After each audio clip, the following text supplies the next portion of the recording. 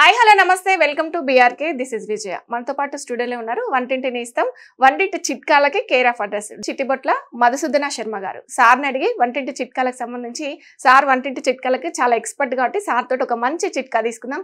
నమస్తే సార్. నమస్తే శర్మ గారు, ఇప్పుడు చూసుకున్నట్టయితే వయసుతో సంబంధం లేకుండా అందరికీ కూడా గ్యాస్ట్రిక్ స్ట్రబుల్స్ పెరిగిపోయాయి. చిన్నపిల్లల కాంచి పెద్దోళ్ళ వరకు మామూలుగా ఇంగ్లీష్ మందులు అందరూ వాడుతుంటారు, వాటి వల్ల సైడ్ ఎఫెక్ట్స్ వస్తుంటాయి.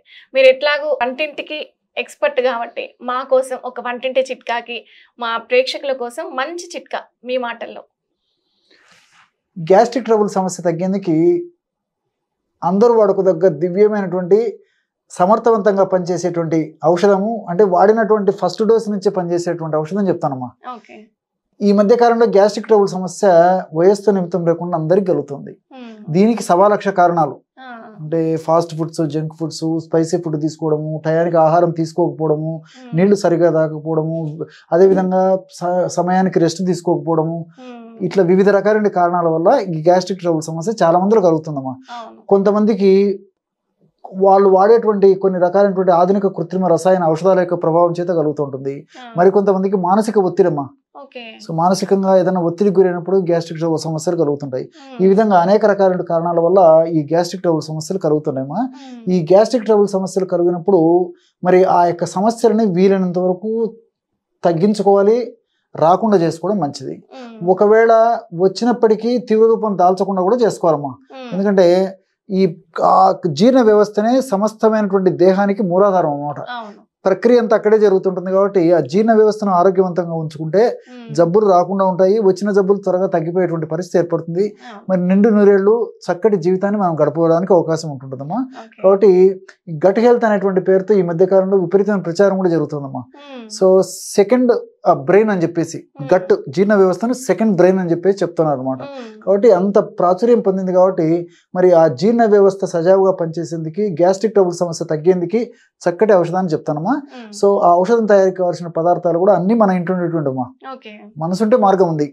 సో వాటి విషయం తెలియక చాలా మంది ఇప్పుడు ఇంగ్లీష్ మందులు వాడడం వల్ల వాటి వల్ల సైడ్ ఎఫెక్ట్స్ కూడా వస్తుంటాయి. అవునమ్మా. సో అలా రాకుండా మా కోసం మంచి వంటింటి చిట్కా చెప్పండి. తప్పకుండా అమ్మా, తప్పకుండా. దీనికి కేవలం ఈ 4 పదార్థాలు కూడా అమ్మా. ఏ పదార్థాలు ఏంటి అవి నేను ప్రత్యక్షంగా చూపిస్తాను, ఎంత డోసులో కలుపుకోవాలో కూడా చెప్తానమ్మా. మొట్టమొదటి పదార్థంగా జీలకర్ర అమ్మా.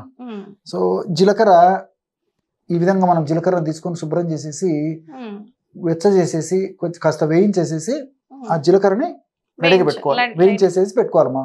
కొద్దిసేపటికంతా చల్లారిపోతుంది. ఈ జీలకర్రని ఒక 50 గ్రాములు తీసుకోవాలమ్మా.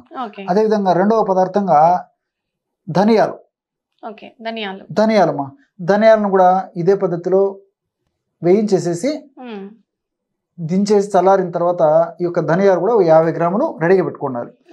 అదేవిధంగా మూడవ పదార్థంగా వామమ్మా. వామునే అజ్వాయిన్, ఓము అనేటువంటి పేరుతో కూడా పిలుస్తుంటారమ్మా.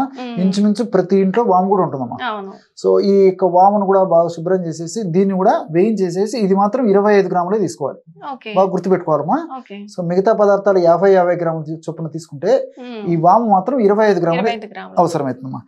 అట్లే చివరగా సైంధవ లవణం అమ్మా. సో రాక్ సాల్ట్ అనేటువంటి పేరుతో మనకి సైంధవ లవణం దొరుకుతుందమ్మా. గడ్డల రూపంలో దొరుకుతుంది, ఇలాంటి పొడి కూడా దొరుకుతుంది. మరి పొడి తెచ్చుకునైనా వాడుకోవచ్చు, లేకపోతే ఆ గడ్డల రూపంలో దొరికేట్లయితే చిన్న చిన్న ముక్కలుగా చేసేసి మిక్సీలో వేయడం వల్ల కూడా మెత్తగా పొడి అయిపోతుందమ్మా. ఈ యొక్క సైంధవ లవణ చూర్ణాన్ని కూడా ఒక 25 గ్రాములు తీసుకోవాలి. 25 గ్రాములు. సో అన్ని కూడా ఇంట్లో దొరికే పదార్థాలు, అన్ని ఇంట్లో దొరికేవమ్మా.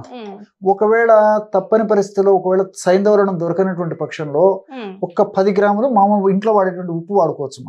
సైంధవ లవణం అయితే 25 గ్రాముల వరకు వాడుకోవచ్చు.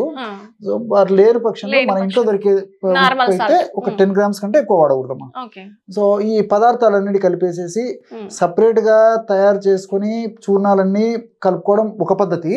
అంటే చూర్ణాలన్నీ నేను చెప్పినట్లు ఇప్పుడు ఒక జీలకర్ర చూర్ణం 50 గ్రాములు, తర్వాత ధనియాల చూర్ణం 50 గ్రాములు, వాము చూర్ణం 25 గ్రాములు, సైంధవ లవణం చూర్ణం చేసి అదొక 25 గ్రాములు, అన్ని చూర్ణాలు చేసి కలుపుకోవడం ఒక పద్ధతి అమ్మా. మాకంత ఓపిక లేదండి, మేము ఇక్కడ ఇవన్నీ తెచ్చుకోవడము తయారు చేసుకోవడము, మరి ఇంతసేపు టైం విడిగా నాకు టైం లేదన్నటువంటి వాళ్ళకు మనసుంటే మార్గం ఉంది కాబట్టి అన్ని కలిపేసి ఒకటేసారి మిక్సీలో వేసేయడమేమ్మా. ఒక 4-5 నిమిషాల్లో మెడిసిన్ రెడీ అయిపోతుంది. ఓకే. ఈ పదార్థాలు నేను చెప్పినటువంటి డోసులో మిక్సీలో వేసేసి అంతా బాగా కలిసిపోయి పౌడర్ తయారైన తర్వాత ఆ పౌడర్ను జల్లించి ఒక గాజు సీసాలో నిల్వ ఉంచుకొని రోజు ఉదయం ఆహారం తర్వాత ఒక్కసారి, రాత్రి ఆహారం తర్వాత ఒక్కసారి ఒక 50 to 100 ml వీలైతే గోరువెచ్చని నీళ్లు మంచిదమ్మా. లేని పక్షంలో మామూలు నీళ్ళైనా సరిపోతాయి. అందులో ఒక 1/2 టీ స్పూన్ యొక్క పౌడర్ కలిపి తీసుకుంటూ ఉండాలమ్మా. ఇంతే. ఈ విధంగా రెగ్యులర్ గా తీసుకోవడం వల్ల చాలా సమర్థవంతంగా పనిచేస్తుందమ్మా. ఔషధం కూడా చాలా ఫాస్ట్ గా పనిచేస్తుంది. ఈ యొక్క ఔషధం వాడుకోవడం వల్ల గ్యాస్ట్రిక్ ట్రబుల్ సంబంధించినటువంటి సమస్యలు, ముఖ్యంగా కడుపులో మంటగా ఉండడము, వికారంగా ఉండడము, ఆకలి కాకపోవడము, అతిగా ఆకలి అవుతుండడము, నోట్లో నీళ్లు ఊడుతుండడము, తర్వాత కొంతమందికి తరచుగా ఈ నోట్లో పాచి అని చెప్పేసి వస్తూ ఉంటుందమ్మా. కొంచెం స్మెల్ రావడం, ఈ లక్షణాలు కూడా ఉంటుంటాయి అన్నమాట. సో అలాంటి లక్షణాలు ఉన్నప్పటికీ కూడా ఈ యొక్క ఔషధం చాలా సమర్థవంతంగా పనిచేస్తుంది. అట్లే పొట్ట ఉబ్బరంగా ఉన్న ఈ యొక్క ఔషధం చాలా చక్కగా పనిచేస్తుంది. కొంతమందికి గ్యాస్ట్రిక్ ట్రబుల్ సమస్య ఉన్నటువంటి వాళ్ళకు మోషన్ సరిగ్గా రాదమ్మా, ప్రేవుల కదలికలు సరిగ్గా ఉండవు. మోషన్ సరిగ్గా వచ్చేందుకు ఈ ఔషధం చాలా చక్కగా పనిచేస్తుంది. అదేవిధంగా శరీరానికి చక్కటి పోషకాన్ని అందించడానికి ఒక ఔషధం సమర్థవంతంగా పనిచేస్తుంది. మనం తిన్న ఆహారం సరిగ్గా అరగడానికి. ఎగ్జాక్ట్లీ అమ్మా. ఆహారము ఆకలేయడానికి మనకు మంచిగా ఆకలేయడానికి ఔషధం పనిచేస్తుంది. ఆకలైనప్పుడు ఆహారం తీసుకున్నటువంటి ఆహారం సమర్థవంతంగా జీర్ణం చేసేందుకు కూడా ఔషధం పనిచేస్తుందమ్మా. కాబట్టి బాగా ఆకలి బాగా జీర్ణం అయితే ఇంకా జబ్బు ఎక్కడ ఉంటుందమ్మా. కాబట్టి ఉన్నటువంటి జబ్బులు కూడా తగ్గిపోతాయి. కాబట్టి మరి దీర్ఘకాలం పాటు వాడుకోదగినటువంటి అద్భుతమైనటువంటి ఔషధం ఈ గ్యాస్ట్రిక్ ట్రబుల్ సంబంధించినటువంటి చూనమ్మా. ఈ యొక్క ఔషధాన్ని కూడా ఫర్ ఎగ్జాంపుల్ మరి ఏ సమస్య లేనటువంటి వాళ్ళైతే వారానికి కనీసం 2 సార్లు తీసుకుంటే సరిపోతుందమ్మా. ఎందుకంటే మనకు తెలిసినప్పటికీ కొన్ని పరిస్థితుల్లో వేడొక ఆహారం తీసుకోవాల్సిన పరిస్థితి ఏర్పడుతుంది. అదేవిధంగా రాత్రిపూట తప్పని పరిస్థితుల్లో మరి లేట్ గా ఫుడ్ తీసుకోవాల్సిన పరిస్థితి ఏర్పడుతుంది. మరి ఈ మధ్య కాలంలో మరి పార్టీలు, కల్చర్ ఎక్కువైపోయింది కదమ్మా. సో ఏ సమస్య లేనటువంటి వాళ్ళు కూడా ముందు జాగ్రత్త కూడా తీసుకోవచ్చమ్మా.